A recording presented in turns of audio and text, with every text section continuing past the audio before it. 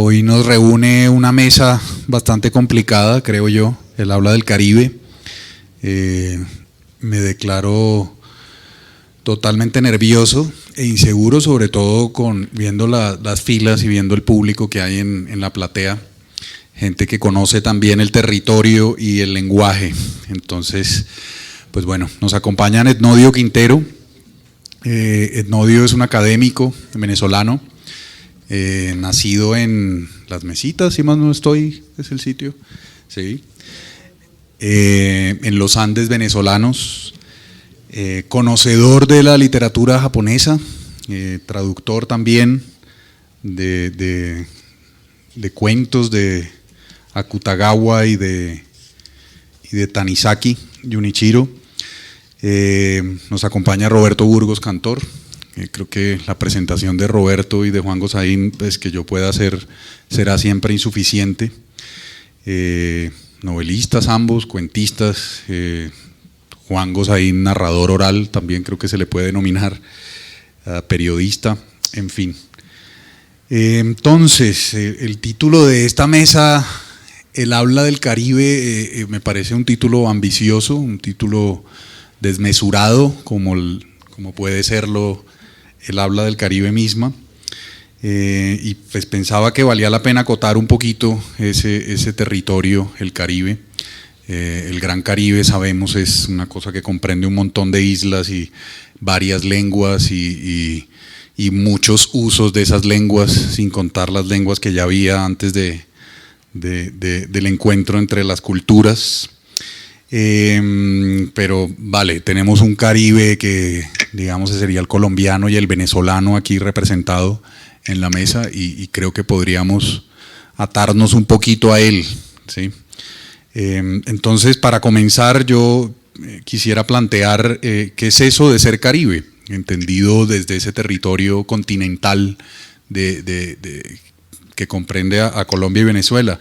¿Qué es eso de ser Caribe? ¿Cómo se ha dicho que puede ser un estado de ánimo, una manera de ser y de pararse frente a la vida y de encararla? Entonces quisiera escucharlos, saber cuál es su postura o su postura Caribe. Juan de San Bernardo del Viento, Roberto de Cartagena. Entonces, pues quisiera arrancar por ahí, si me lo permiten, y ¿cómo definiríamos eso? ¿Cómo intentaríamos abarcar eso de ser Caribe? Déjeme decírselo así. Caribe no es el que más grita. Caribe no es el que más baila. Caribe no es el que se pone la camisa más pintoresca, más llena de colorines y de palmeras. Eso no tiene nada que ver. El Caribe no se lleva por fuera, sino por dentro.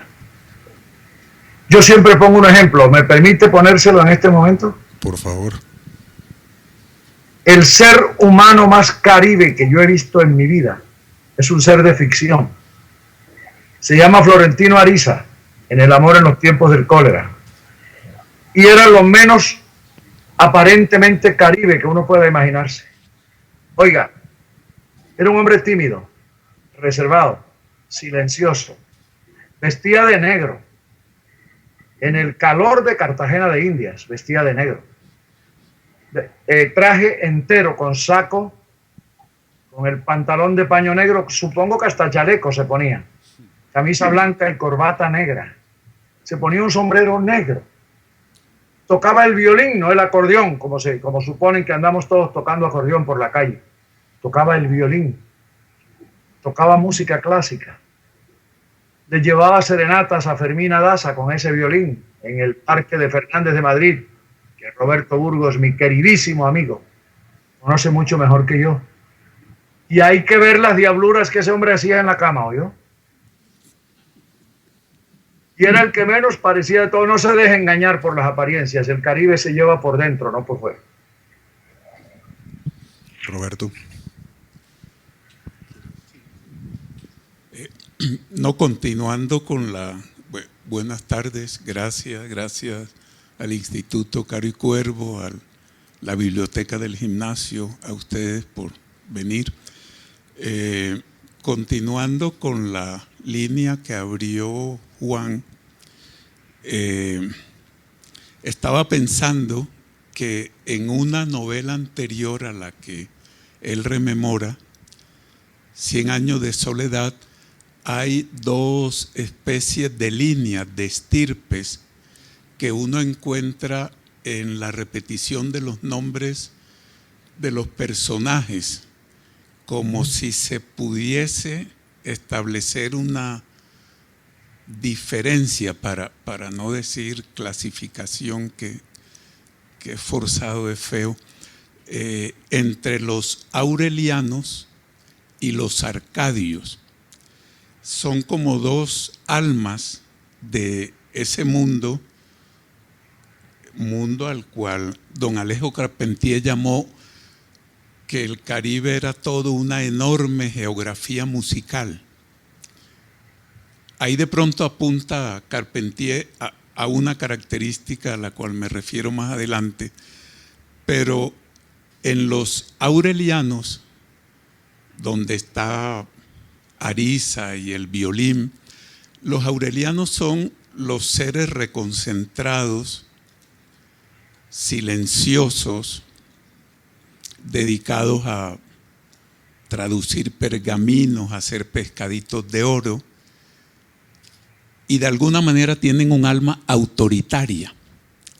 Y los arcadios son los seres de las grandes fantasías que contadas seducen a todo el mundo, pero son fantasías que nunca se realizan.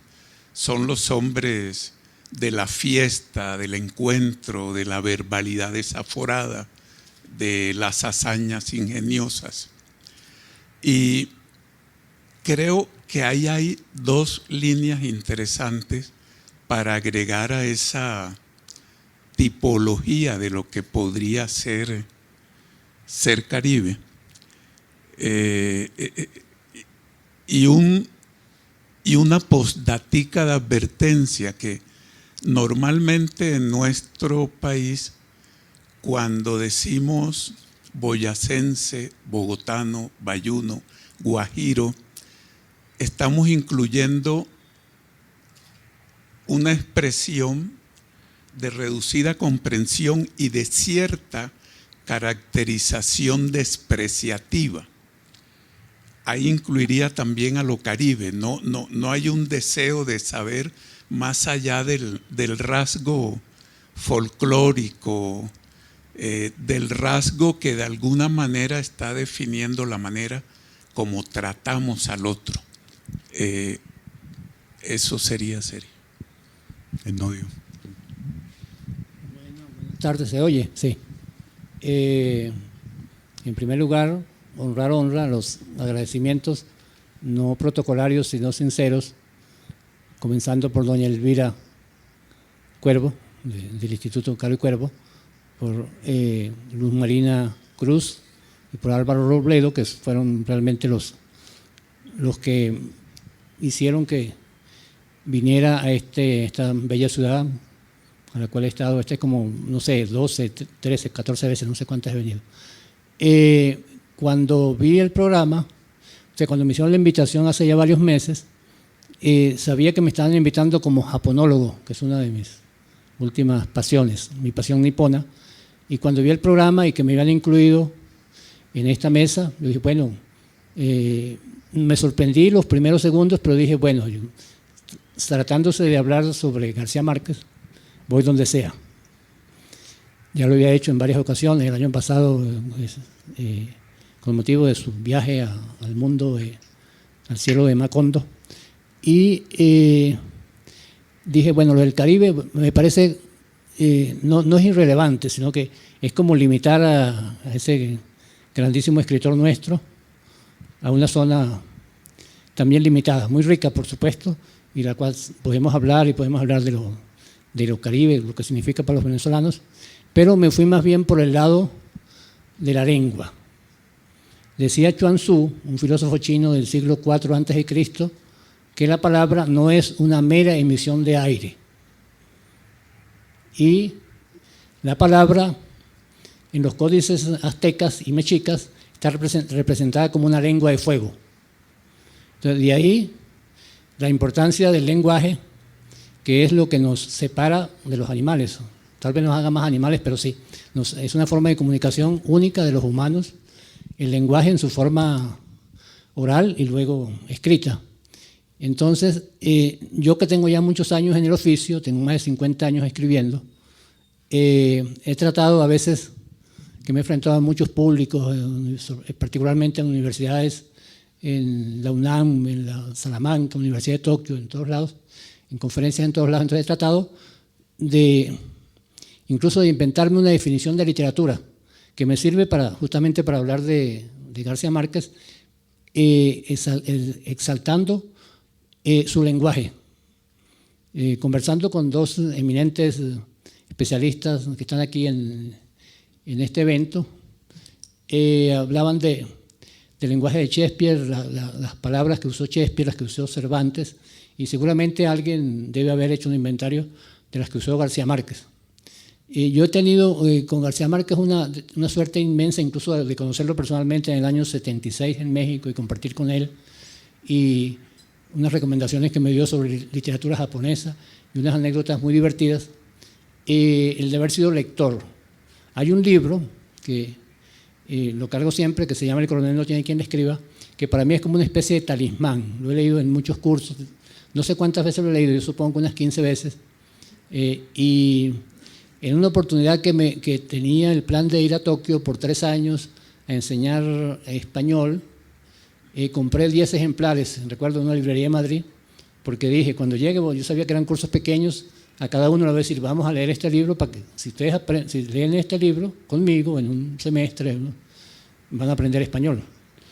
Y siempre he pensado que a partir de este libro, que tiene toda una historia que la cuenta Álvaro Mutis, cuando García Márquez llega a México con problemas económicos y sale, no sé si lo alojó en su casa, pero sale Álvaro Mutis, que también es una persona muy querida, que yo la conocí personalmente, y le dice, sale en la mañana y compra unas cosas en el mercado y aparece con los 2 libros de Juan Rulfo, y se los puso sobre la mesa para que aprenda.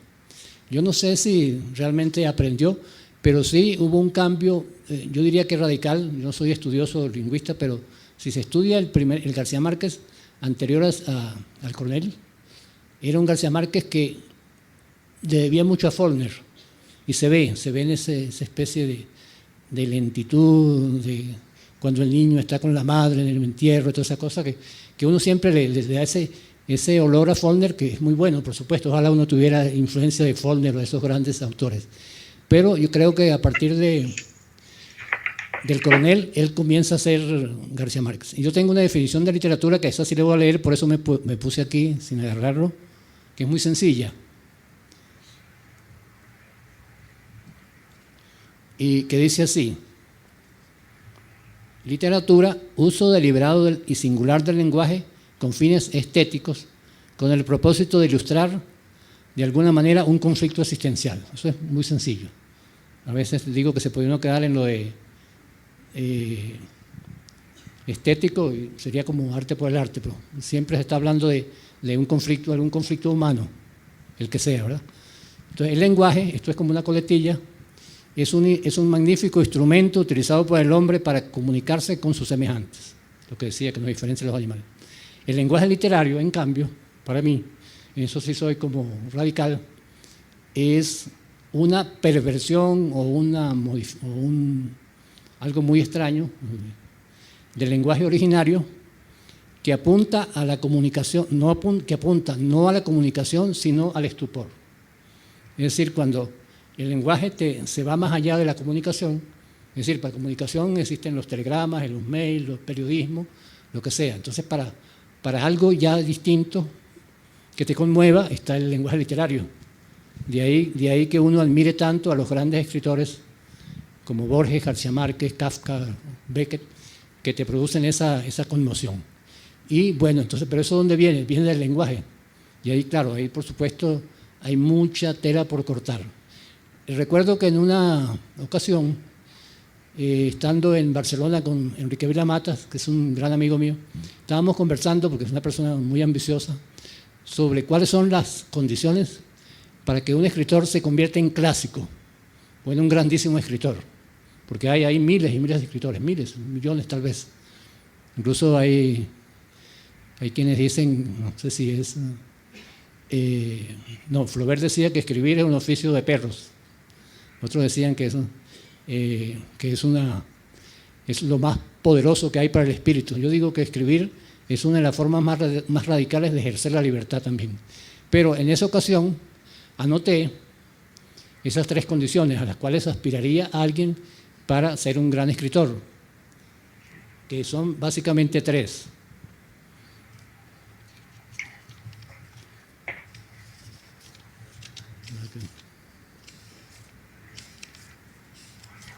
Porque se me perdió. Aquí están.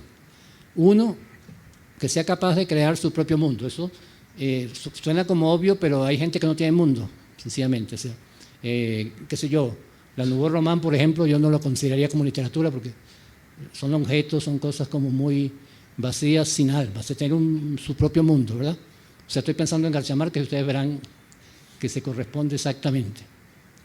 Que su estilo sea inconfundible y único, es decir, algo así como su marca de fábrica. Tú abres una página de García Márquez y sabes que es García Márquez.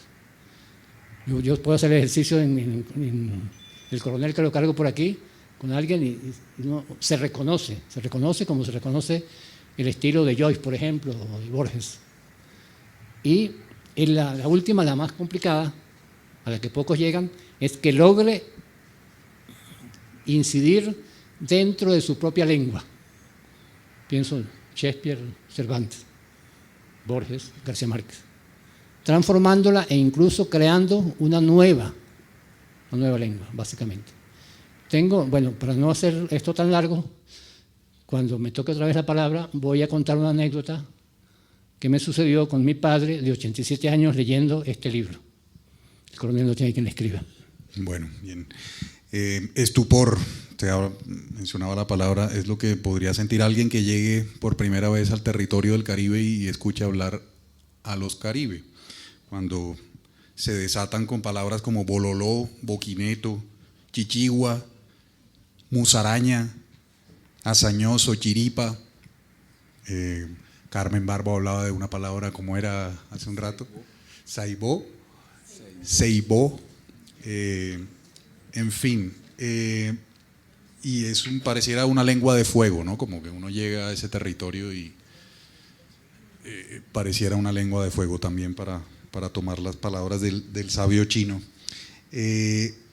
Juan Gozaín, en algunos de sus notas, de sus artículos, Juan es miembro de número, tal vez lo estoy diciendo mal, de la Academia Colombiana de la Lengua.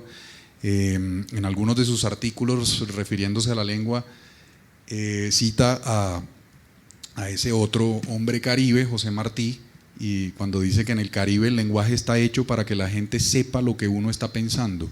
Me parece que es una cita que permite entrar más en el habla de ese territorio. ¿A qué se refiere con eso José Martí y Juan? ¿Y eso puede ilustrarse? ¿Eso puede demostrarse? Sí, señor. Sergio, mire, hay que entender la definición de Martín. En el Caribe el lenguaje está hecho para que los demás sepan lo que uno está pensando. Hay que entenderlo en un aspecto fundamental.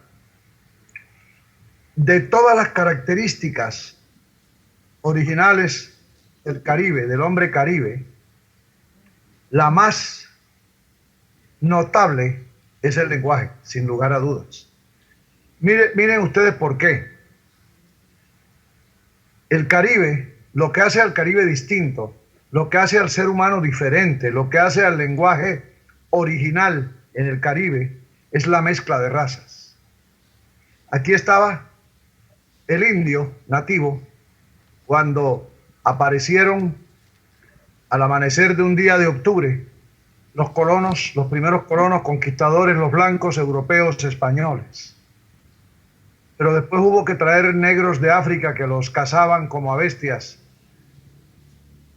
Los traían de África para venderlos, para trabajar, los negros. Pero aquí llegaron los piratas ingleses a robarles a los españoles lo que los españoles lograban recoger en América.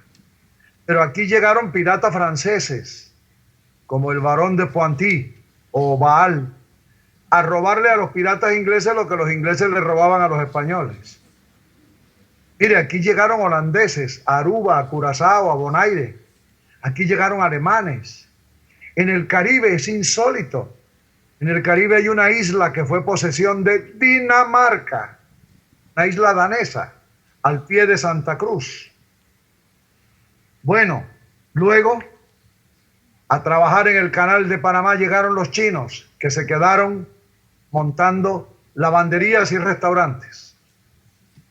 Luego vinieron los emigrantes de la India, que se dedicaron a tejer manteles en Panamá, en las calles de Martinica, en las calles de Guadalupe. Estoy hablando del Caribe francés, del inglés, del alemán, del holandés. Claro, como no era suficiente, llegaron los míos, los últimos, los árabes. ¿Qué produjo eso? Los sociólogos suelen llamarlo crisol de razas. A mí me encanta la expresión Caribe, que yo mismo he acuñado para describir ese fenómeno. Sancocho de gente. Es un sancocho. Miren, en Cartagena hay chinos negros. Por Dios, en este momento hay una señora candidata a la gobernación de Bolívar que es china y es negra. Se sabe que es china porque tiene los ojos así. Yo tengo parientes negros, árabes. Aquí, el ideal de los filósofos griegos, el ideal platónico del hombre universal se hizo aquí. Y eso creó un idioma diferente. ¿Usted sabe cuánto aportaron los negros de África al idioma que se habla en el Caribe, al español que se habla en el Caribe? Mire, aportaron todo lo que tiene los dípticos, la doble letra fuerte, MP o MB, cumbia, tambor, trompada. ¿Ah? Cambur, mambo. Bueno, mire, bomba, bemba, para referirse al labio grueso del negro. Eso fue lo que hizo de nuestro idioma, de nuestro lenguaje caribe tan rico. Los ejemplos que usted ha mencionado, Sergio, de esas palabras, mencionó Ceibó. Así llamaba mi madre al mueble que estaba en la sala de la casa para guardar cosas. Pero no solo eso. El otro mueble, el que estaba en el cuarto, se llamaba escaparate, que en el español, pero mi madre también lo llamaba chifonier. ¿O no, Roberto? Mire. Aquí, el inglés tuvo una segunda oportunidad, el idioma inglés, a raíz del canal de Panamá, ¿verdad? Cuando los americanos construyen el canal y se quedan y está la zona del canal, etcétera, nuestro idioma se salpicó de anglicismos. Aquí en los pueblos del Caribe colombiano, estoy hablando específicamente ahora, en las aldeas más pequeñas, ¿sabe cómo se llamaba? Lástima que eso se ha ido perdiendo todo. ¿Sabe cómo se llamaba hace 30 o 40 años el freno de los camiones? Se llamaba breque.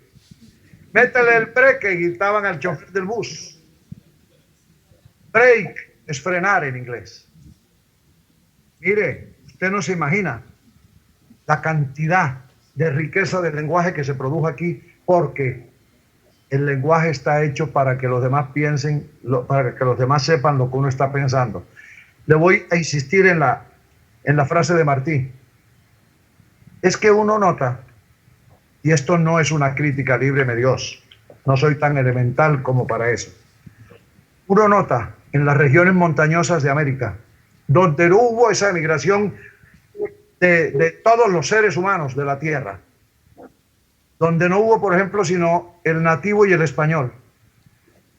Por ejemplo, en los Andes de Colombia, de Perú, de Ecuador, en fin, uno nota a veces, por razones de educación, de manera de ser de las personas, uno tiene a veces la impresión de que el idioma está hecho para lo contrario, para que los demás no sepan lo que uno está pensando. Sí, la discreción, el sigilo, el cuidado. En cambio, oye usted en Barranquilla, Cartagena, Santa Marta, La Guajira, la Sabana de Bolívar, donde sea, oye usted a las señoras más encopetadas decir con la mayor naturalidad del mundo unas cosas que, como dice el poema de Luis Carlos López, harían caer boca arriba a una estatua. Ese es el valor de nuestro idioma. Usted ha usado una palabra para que vea lo que está pasando aquí en las regiones campesinas, de lo que antiguamente se llamó la Sabana de Bolívar, cuando todo era un solo departamento. Es decir, lo que hoy incluye Bolívar hacia el occidente, Sucre y Córdoba. Oiga, el idioma que hablan, corroncho, vamos a coger esa palabra. Corroncho originalmente era el nombre de un pescado, pero sobre todo es, en el sentido que nos ocupa, la corteza más rústica de un árbol antiguo. Terminaron poniéndole el nombre al campesino menos civilizado, al más encerrado allá en su monte, al que no sale a ninguna parte. Y usted sabe cómo distinguen a un corroncho en la costa, ¿no? En el Caribe. ¿Sabe cómo lo distinguen cuando aparece en Barranquilla o en Cartagena? Y dice, aguaita, aguaita este. Uy, la palabra más corroncha del mundo. ¿Usted sabe qué era aguaitar en los orígenes del idioma castellano? Hombre, era mirar de soslayo. Los son castizos.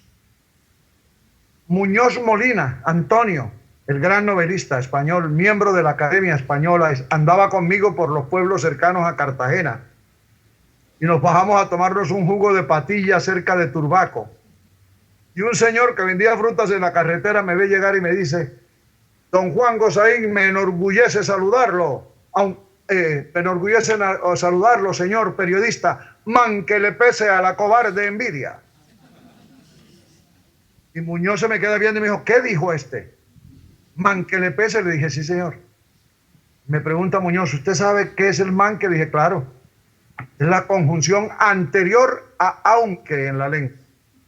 Y Muñoz se lo queda viendo y me dice, joder, así escribía Garcilaso de la Vega, como habla el señor ese.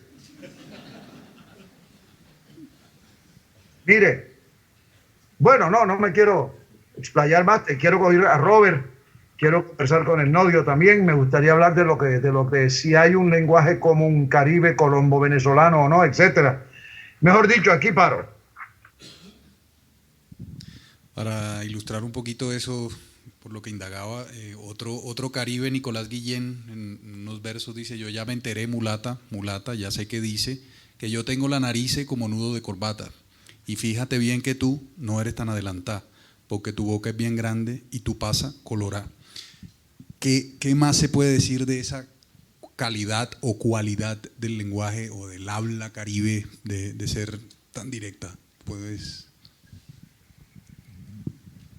Sí, es seductora la idea de que se habla así para que se entienda lo que se está pensando. Es muy tocador, muy retador también. Yo creo que de alguna manera el habla, sea caribe o sea cualquier otra forma de habla, está quizá enfrentando un decaimiento del lenguaje codificado, como si el lenguaje codificado va perdiendo posibilidad de comunicación y el habla queda como una enorme cantera para dar vida otra vez a las palabras. Quizá esto lo ilustre bien un amigo de Juan y amigo de Daniel Samper, excelente poeta y ensayista literario. Jorge García Usta usaba lo que voy a contarles ahora siempre en sus clases. En un barrio humilde de Cartagena de Indias tenían un problema en la callecita donde se entraba al barrio después que el bus dejaba al pasajero en la avenida, amanecía lleno de basuras. El alcalde mandó a poner un aviso. El aviso decía: se prohíbe botar basuras en este lugar. Esta conducta será sancionada con multa de tanto. Las basuras persisten y la primera decisión del alcalde, la obvia, es aumentar el monto de la multa. La conducta continúa y recurre a algo que hemos visto que ya no solo ocurre en la regla cívica, en el lenguaje de las leyes, sino también en los insultos, en las maneras de nombrar, y es pensar que hay una insuficiencia en la palabra y comenzar por un procedimiento de acumulación a mostrar la gravedad de lo que se quiere sancionar o lo lindo de lo que se quiere exaltar. Entonces el alcalde dice: se prohíbe de manera absoluta y sin excepciones tal, tal, tal. Bueno, este proceso dura 2 meses.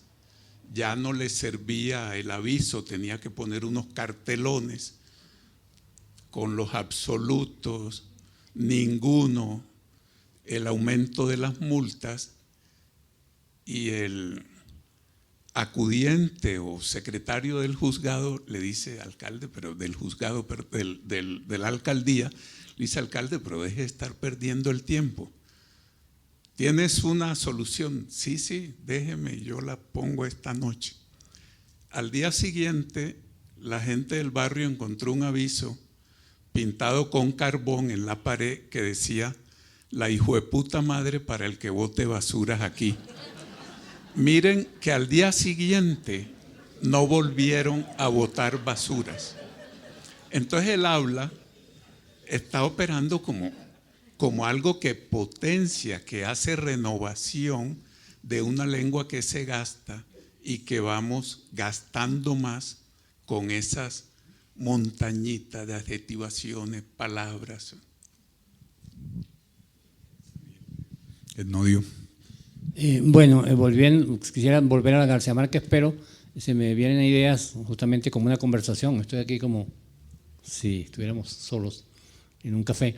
Y recuerdo que yo estuve siguiéndole la pista a una palabra que me gusta mucho, porque me gusta también mucho el sabor de lo que en Venezuela llamamos cambur, que es un banano. Y una vez, yo soy fanático del fútbol, veo hasta fútbol holandés. Entonces descubrí que hay un equipo de fútbol holandés que se llama Cambuur. Y bueno, los holandeses estuvieron en África y después me puse a averiguar y de dónde venía la palabra Cambur. Entonces llegaron unos africanos esclavos a Venezuela por la vía de La Guaira de una tribu que se llamaba Cambur. Y fueron los que trajeron los bananos a esa zona.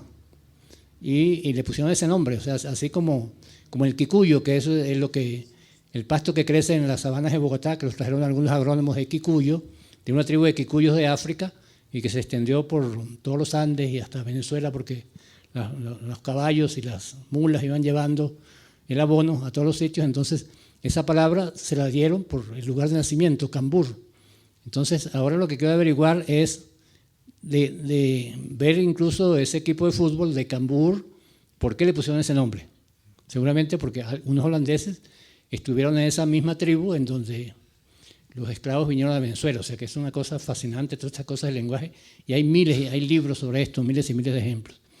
Y estaba recordando que, bueno, hablando del Caribe, yo creo que una de las ciudades más caribes que hay, aparte de Cartagena, es Maracaibo. Ahí en Venezuela hay un novelista, César Chirinos, que escribió una novela que se llama El Quirimindúñe de los Ñereñeres. Ese es el título, imagínense. Entonces, para leerlo, yo recuerdo que antes había escrito otra que yo lo califiqué como una especie de Joyce Maracucho, porque tú empiezas a leer y no entiendes nada, porque es todo un slang caribeño, maracucho, pero ni siquiera es inventado, sino es como que grabar en la calle cómo hablan los malandros y es, claro, es una riqueza tanto que casi intraducible. Yo tengo un amigo en Japón que está traduciendo a los premios Cervantes al japonés. Y él es un poco pretencioso porque ha hecho cosas, pues, traducido a Sábato, ha traducido a Vargas Llosa, hay muchísimos, son como 7 o 9 libros que lleva a traducir. Me dice, voy a traducir a Cabra Infante, 3 tristes tigres. Y yo le digo, 3 tristes tigres. ¿Y cuánto vas a...? No, yo eso lo hago como en 6 meses, tardó 2 años.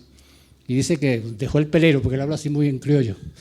¿Usted lo que es traducir al japonés a Cabra Infante? Eso, un amigo mío me dijo, no, eso es pura mentira, fue lo que hizo. Ahí se saltó cosas, inventó, porque como ese lenguaje tan rico de Cuba, de esa época, tan sabroso, tan sensual, porque tiene esa especie de baile de cumbia o de mulatas bailando que se puede ver en esos autores, en La Guaracha de Macho Camacho, en cantidad de novelas del Caribe, aquí mismo, varias, y le dan, es decir, ese lenguaje que justamente el mestizaje es lo que da justamente esa riqueza del lenguaje. La suerte que tenemos de ser de la riqueza de sangre africana. Yo siempre he pensado que cuando se hablan de raza superior, la raza superior es la negra, evidentemente. Cuando tú ves en una final en las Olimpiadas, en los 100 metros planos hay 6 africanos corriendo los 100 metros planos, así sea de nacionalidad canadiense o de Trinidad y Tobago o no sé qué. Y bueno, entonces eso trajo esas voces y trajo, bueno, eso es como una, eso, justamente un crisol o un sancocho de gente, como dice Gosaín. Y eso, volviendo a lo que a mí más me interesa, que es la literatura, es un enriquecimiento. Cuando eso se traslada a una obra magnífica, como 100 años de soledad. Alguien me decía por ahí que García Márquez en las últimas obras había decaído, para nada. Yo he trabajado con literatura japonesa, hago literatura comparada. La memoria de mis putas tristes la comparo con La Casa de las Bellas Durmientes de Kawabata, porque el mismo García Márquez, en esa ocasión que yo lo conocí, que habló de esa novela, que él quería escribir la versión Caribe, justamente, la versión Caribe de esa novela que lo había fascinado desde el principio, y comenzó escribiendo un relato que se llama El avión de las Bellas Durmientes, que yo lo leí hace muchos años, primero salió en francés y luego salió en los Cuentos Peregrinos, en donde él cuenta un viaje que hace en avión al lado de la mujer más bella del mundo, y que duerme todo el tiempo, y él cuando se registra, no sé si era París-México o México-París, se registra como escritor japonés, cuando le dicen profesión, escritor japonés, que era ya un homenaje a Kawabata. Entonces, esto vuelvo a esta anécdota porque en esa ocasión, cuando conocí a García Márquez, que hablamos mucho de literatura japonesa, acababa de salir la edición japonesa de 100 años de soledad que estaba en la biblioteca de Álvaro Mutis. Y que luego yo tuve la suerte, soy una persona con suerte, de conocer al traductor en Kobe en el año 2007. Que él me dice que él vive y bebe de esa novela, él vive de 100 años de soledad y de la Cándida Heréndida, que tiene los derechos de eso y sigue bebiendo porque bebe mucho, tiene 80 años y bebe, sigue bebiendo. Bueno, pero entonces en esa ocasión él confesó que tenía esa intención de escribir esa versión y lo hizo. Y de hecho, cuando algún estudiante brillante me ha hecho estudios de literatura comparada entre las dos novelas, y yo le he leído también, tiene los mismos capítulos, tiene unas secuencias, pero a lo que iba era a una anécdota que contó García Márquez. Él había ido a Japón a la presentación de su libro y ahí conoció a Kensaburo Oe, que años después fue Nobel, ninguno de los dos en ese momento era Nobel. Y Kensaburo Oe, según la versión de García Márquez, que es más bonita que otra que leí por allá en estos días, Kensaburo Oe tenía una abuela en Shikoku, que es la isla del mar de Japón donde él nació, y cada vez que él le llevaba un libro, la abuela le decía, eso no sirve para nada, tú eres siempre lo ponía como un perdedor, ¿cómo vas a escribir esas cosas que parecen de un escritor francés, no sé qué? Y entonces un día le llevó la traducción de 100 años de soledad, Y según la versión de García Márquez, que es más bonita, ella leyó eso y dice, por fin escribiste algo bueno. Sí, ella creyó, entonces, te faltó, tenía que haberme preguntado por qué aquí falta la historia de fulano y fulano. O sea que entonces eso da lo universal que es la obra de García Márquez. Cuando una señora que nunca había, seguramente era el primer libro que leía en traducciones, ella pensaría que no existía eso de traducción. Ella leía los libros de su nieto y le parecían malos, que había leído quizás otras cosas tradicionales del siglo XIX, los clásicos, Soseki, quién sabe cuál otro autor japonés conocía. Y entonces, eso me parece maravilloso, y eso solamente se logra a través del lenguaje, que aún esa frontera tan espantosa que es lo del otro, pasar de un idioma a otro tan distinto, como un idioma tan complicado como el japonés o como el chino, y que fascine a alguien. Yo sé de personas que aprendieron a leer para leer 100 años de soledad. Eran analfabetas, leyeron 100 años de soledad y ya, eso es lo que querían leer porque le habían hablado mucho de ese libro o le habían leído fragmentos. Al igual que un señor de Mérida muy famoso, de clase alta, que su sobrino era embajador en París y él había escrito antes un ensayo sobre la victoria de Samotracia, que era su especialidad, de la escultura griega, no sé qué, todas esas cosas. Y le dice, bueno, ahora que estoy en París, ven para acá y para que vayas a ver la victoria de Samotracia, sobre la cual tanto has escrito. Entonces él fue, agarró un avión y estuvo un rato dándole vueltas a la victoria de Samotracia, y le dicen, bueno, ahora para el museo. ¿Cuál museo? No, yo vine a ver fue la victoria de Samotracia, porque eso era lo que él quería. Al igual que, es decir, es un ejemplo como también de cómo esa obsesión por un interés en particular que es el arte, ¿verdad?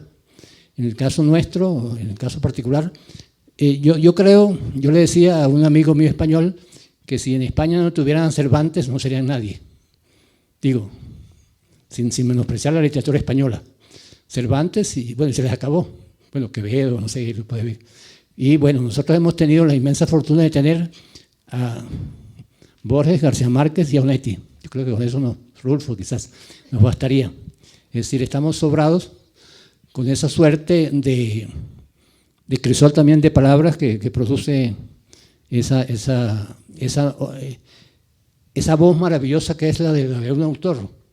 La de un autor que sigue, bueno, que sigue siendo el grandísimo escritor. Cuando aquí se decía, recuerdo que decía que García Márquez enaltece a Colombia, no, García Márquez enaltece a la lengua, enaltece la lengua, que es una cosa mucho más amplia. La lengua, somos unos 500 millones de hablantes de una lengua muy, muy rica, y que Borges y García Márquez la han puesto además en un sitial que compite con el inglés, que es la lengua del imperio, y en todos los sentidos, economía, política, literatura. Y bueno, entonces de eso deberíamos sentirnos orgullosos y muy Caribe, ¿verdad? Antes de seguir disparando acá, creo que nos acercamos al tiempo de la conversación, pero quería saber si hay alguna pregunta o algún comentario o alguna intervención de alguien del público. Y quiero decir, bueno, algo que es evidente en los ejemplos que ha dado Roberto Burgos y Juan Gosaín, que no hay un estereotipo caribe, ¿no? Y además, la otra cosa que quiero decir es que uno no nace caribe, uno nace caribe de cierta forma, por cierta lenguaje, por ciertos manerismos, pero uno se va haciendo caribe. Entonces les cuento. Yo encontré en Bogotá, en una librería de viejos, un libro de recetas de cocina del siglo XIX, y ahí 1830. ¿Y cuál fue mi sorpresa? Y me emocioné muchísimo, muchísimo, cuando abro el libro y hay unas recetas de un chef de Nueva Orleans, ¿no? Y decía, bueno, este chef de Nueva Orleans, qué interesante, venía de La Habana. Estamos hablando de 1830 y pico. Y cuando leo la descripción del chef, decía, de nación Lucumí. Bueno, me quedé una emocionada, pero esto para mostrarles que el Caribe, la gente del Caribe se mueve muchísimo, ¿no? Así como este chef fue de La Habana y terminó en Nueva Orleans, y había, quería decirles también que los afrodescendientes fueron los primeros músicos, los letrados, los maestros, por lo menos en Puerto Rico, ¿no? Tenemos una tradición de, esto está, por ejemplo, en el libro Que viva la música de Chuco Quintero, la historia de la música de Puerto Rico. Entonces los afrodescendientes que ya libertos, los mulatos, fueron los primeros maestros, los primeros músicos y todo eso. Es un ejemplo. Y el otro ejemplo de Antonio Benítez Rojo, en su libro La isla que se repite, en este momento en que estamos en medio de la crisis de los misiles, ¿no? Y yo me acuerdo caminar por la Universidad de Puerto Rico, no se movía ni una sola hoja, ni una sola hoja. No se oía a nadie, nadie hablaba. Y Antonio Benítez Rojo se asoma a la ventana y mira y ve a una mulata caminando por la calle, balanceando la ropa aquí en la cabeza, y también se emociona y dice: el Caribe es una cierta manera de muchas cosas, ¿no? Yo quería saber en sus literaturas, porque los tres hacen literatura, ¿qué reto les ha planteado el Habla Caribe y cómo lo han resuelto? Eso me ha planteado a mí toda la vida un asunto delicado. Claro que resolverlo depende de la habilidad de cada escritor. La mía no es muy grande y no pude resolverlo. Pero el asunto es que cuando necesitas que te entiendan en regiones distintas o en países diferentes, el lenguaje excesivamente localista te puede plantear un problema, a menos que tenga unas virtudes poéticas, etc. Esa ha sido mi experiencia con el idioma caribe, con el lenguaje caribe, perdón. Pero además, tengo experiencias maravillosas. Mire, el otro día escribí una crónica y puse al comienzo de la crónica que los hechos ocurrieron mientras iba llegando la sobretarde. Usted no sabe cuánta gente me escribió diciendo: qué palabra tan bella. Así llamamos al anochecer en el Caribe. La última hora de la tarde y en las primeras sombras de la noche se llaman la sobretarde. El sol de los venados lo llaman los campesinos. Bueno, déjeme decir un par de cositas. A la señora que acaba de intervenir, yo nombre no tengo, le doy un abrazo porque dijo 3 veces los Caribe, el hombre Caribe. Por Dios, detesto el bendito caribeño, así esté como está en el diccionario de la lengua castellana. Caribeño, aquí sabemos, en el Caribe, que la palabra Caribe es adjetivo, sustantivo y gentilicio también. Y entonces mis compañeros de la Academia de la Lengua en Bogotá, un día discutiendo este tema, me dicen: ¿tiene argumentos? Y le dije: tengo el mejor de todos, la música popular. ¿O es que alguien ha oído a Leo Marini con la Sonora Matancera cantando: caribeño soy de la tierra donde nace el sol? O en aquella canción Roberto, que interpretaba magistralmente la orquesta de Lucho Bermúdez, ¿acaso el cantante decía: Calamarí, tribu caribeña, tiñó de sangre guerrera? Somos Caribe, señora, usted tiene razón. Mire, no en vano, la primera palabra que América recién descubierta aporta al torrente de la lengua castellana, de la lengua española, la primera es Caribe. Canoa fue la primera palabra que la Academia Española aceptó de América, la primera que la sociedad española comenzó a usar para referirse a ese barquito rústico. Canoa. Pero es que además el idioma en el Caribe obedece a una necesidad. Cuando la palabra no existe, aquí la inventan. Tengo un par de ejemplos que en estos días hemos estado conversando mucho en Cartagena. Miren esto, miren esto. En el idioma castellano existe lo que se llama la condición de. Cuando se trata de un adjetivo, hay una condición que define a ese adjetivo. Por ejemplo, la condición de bueno es bondad. La condición de duro es dureza, en fin. Maldito, maldito, es una palabra que, mire cómo se ríe Roberto Burgos porque sabe para dónde voy. Maldito no tiene condición en español. Me decían maldición, no, maldición es el acto de maldecir. Pero así como maldad es la condición de malo, ¿cuál es la condición de maldito? Pues aquí la inventaron. Y aquí hemos oído decir toda la vida la malditidad. Toda la vida lo hemos oído decir así. Y ojo, y no en un carácter de mala palabra. Aquí maldito tiene una connotación distinta. Aquí maldito es el muchacho travieso, vivo, astuto. Y la madre dice, mírale la malditidad a ese muchacho. Bueno, hay otra, típica, clásica, que estoy recogiendo. En Cartagena inventaron hace 150 o 200 años la palabra, inventaron una nueva acepción de la palabra falto. El que tiene falta de madurez. Es decir, el adulto que no ha madurado, que se las da de pretencioso, que es muy infantil. Faltedad, dicen en Cartagena, pero con doble T, porque no pronuncian la L, la faltedad. ¿Sabe qué es la faltedad? La falta de edad. Como en español no existía el adjetivo, aquí lo inventaron.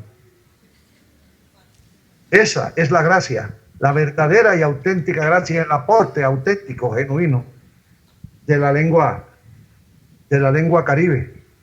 Y les quiero compartir, por favor, un minuto. Sé que estoy muy largo, pero no quiero dejar pasar esto. Quiero compartirles un embeleco que se me ha metido, una nueva afición, una locura en la cabeza. Los campesinos del Caribe colombiano, sobre todo, repito, en la región de la que hablaba hace un rato, la región de la Sabana de Bolívar, Sucre y Córdoba, estos campesinos han convertido la H española, la H, en una J. La H tiene un origen fuerte en el idioma árabe. Cuando los árabes ocupan todo ese sector de Andalucía, miren ustedes, que terminó llamándose Cantejondo, con más J que H. Los primeros colonizadores del Caribe colombiano fueron andaluces, y nos quedó la costumbre. Y estoy en plan de escribir un diccionario de la J que reemplazó a la H en el Caribe colombiano. Tengo algunos ejemplos que he recogido aquí. Por ejemplo, aquí la gente no dice hocico, sino hocico. Aquí mohino, ese color negruzco del burro. Aquí no existe el mohino, existe el mojino, porque lleva una H en la mitad. Aquí no hay un polvo que vuelve las cosas mohosas, el moho. No, aquí se vuelven mojosas. Aquí estar harto, ahito de comida, no es estar harto, sino estar harto, la hartura. Aquí, hallar se dice hallar. Aquí hay una expresión de un bello. Cuando alguien se lanza, por ejemplo, de un árbol en el monte a un arroyo, a una acequia, a un río, se hondeó. Resulta que el diccionario dice que es con H, ondear, y el diccionario trae una de las definiciones más poéticas de todo el libro. Ondear, salir disparado como piedra de onda. Y aquí decidieron que es ondear. Y óiganme esto, que es fundamental. En este embeleco nuevo, como les digo, en esta chifladura. Aquí se usa hediondo por hediondo, no como en el interior del país, no como en el altiplano cundiboyacense, no como don Hediondo, el humorista, que eso es otra cosa. Allá el hediondo es el muchacho necio, travieso, el muchacho inquieto, o el amigo molesto. No, aquí hediondo es simplemente, siguiendo el mismo orden de lo que acabo de decir, es simplemente la forma de decir hediondo, de mal olor. Estoy que me voy una temporada larga de pueblo en pueblo recogiendo todas las palabras que ahora aparecen con J y que en español genuino son con H, porque eso es otro de los aportes del español que se habla en el Caribe. Es todo. Gracias, Juan. Sí, es indudable que la fuerza del habla termina por volverse un problema para quienes escribimos ficciones, porque siempre se está en el peligro de caer en los lenguajes herméticos, a punta de celebrar, de encontrar sonoridades. Lo que existe siempre es la pregunta, ¿será adecuado? ¿Se entiende?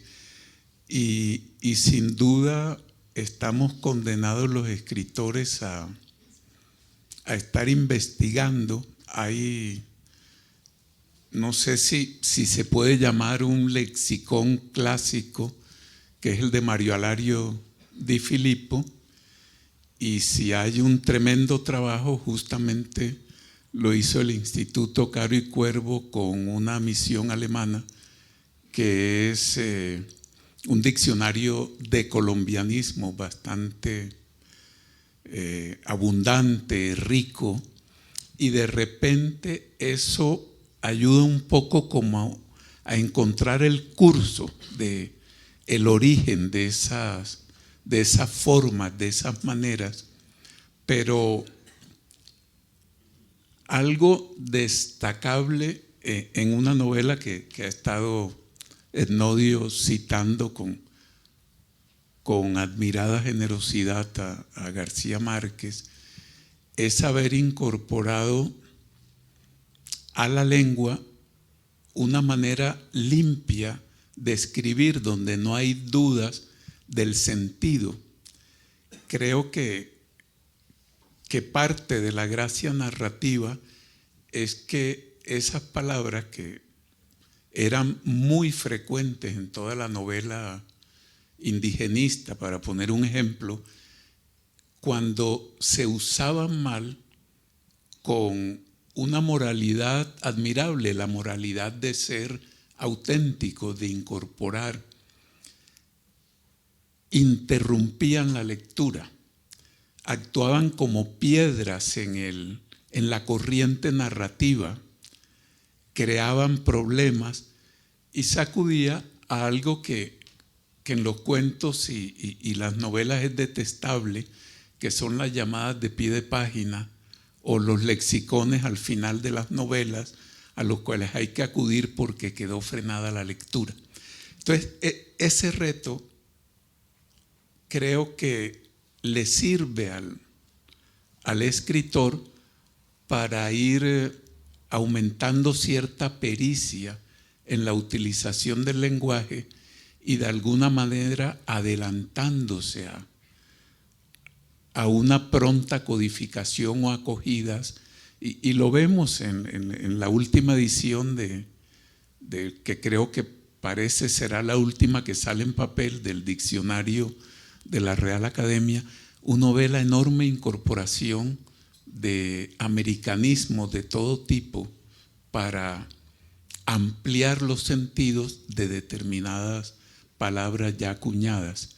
En las frecuentes exageraciones de García Márquez, él decía, después de 100 años de soledad, claro está, decía, no, es que cuando tengo dificultad con una palabra, yo la invento. No hay que creerle todo a lo que dicen los escritores, hay algo de verdad. No entendí muy bien la pregunta de... ¿Cuál ha sido el reto para ti como escritor en tu literatura? Si te ha planteado el habla del Caribe algún reto. No, ninguno. Es decir, yo no me siento ni caribe, ni andino, ni no sé cómo. Me siento dentro de la lengua. Y eso me lo ha dado básicamente las lecturas y también la suerte de haber nacido como digo en mis novelas, en un lugar agreste de la alta montaña, como si hubiese sido siglo XVI por lo menos. En esos pueblitos donde yo nací, que no había electricidad, que no había agua corriente, que no había gas, que uno se alumbraba con velas y cocinaba con leña, y que en el pueblito no llegaban todavía carros. Y yo soy jinete amniótico. Mi madre montaba a caballo cuando estaba en estado, incluso se cayó una vez cuando tenía 5 meses, y 4 meses, casi 5 meses, yo lo recuerdo, yo lo he escrito varias veces, estuvo a punto de abortar, eso es cierto, y ella lo cuenta, y en esos sitios aislados de la montaña quedaron como islas lingüísticas.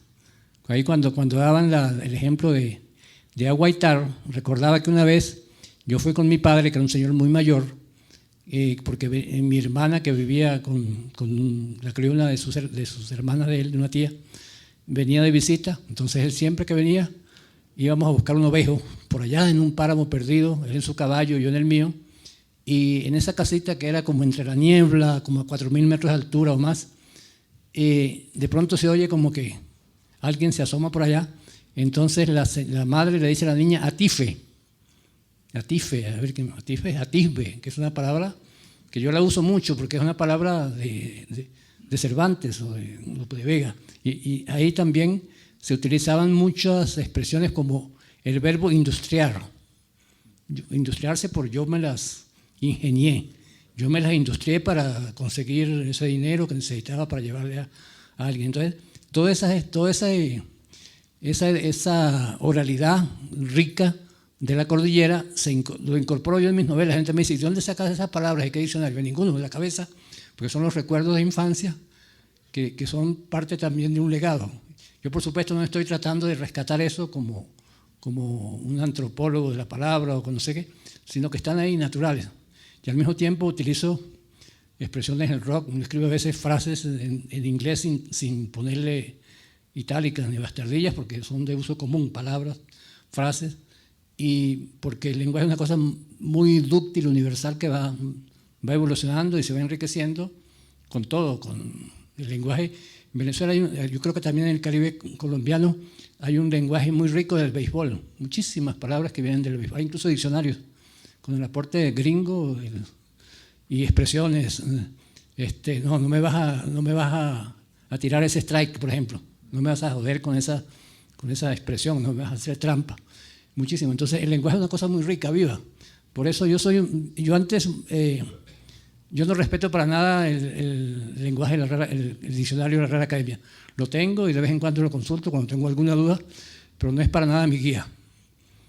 Mi guía puede ser todo lo que está en los periódicos, en las radios, en el cerebro, en las novelas de la gente, en la música. A mí, por ejemplo, me da mucha envidia con García Márquez que hay cantidad de canciones colombianas que hablan de novelas, de cuestiones de García Márquez, de Mauricio Babilonia, sé que muchas de las cumbias que hacen alusión a esa obra que es universal. Y he conseguido, claro, sobre eso podríamos extendernos mucho más. Varios autores, una vez una novela de un alemán que la leo, digo, pero si esto es García Márquez, traducido del alemán.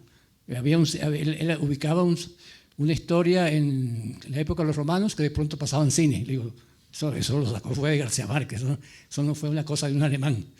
Y así, y en muchos autores como el mismo Kenzaburo hay una novela magnífica de Kenzaburo que se llama El grito silencioso, que tú empiezas a leer eso y piensas que estás entrando en ese mundo muy, muy duro que aparece como particularmente en 100 años de soledad.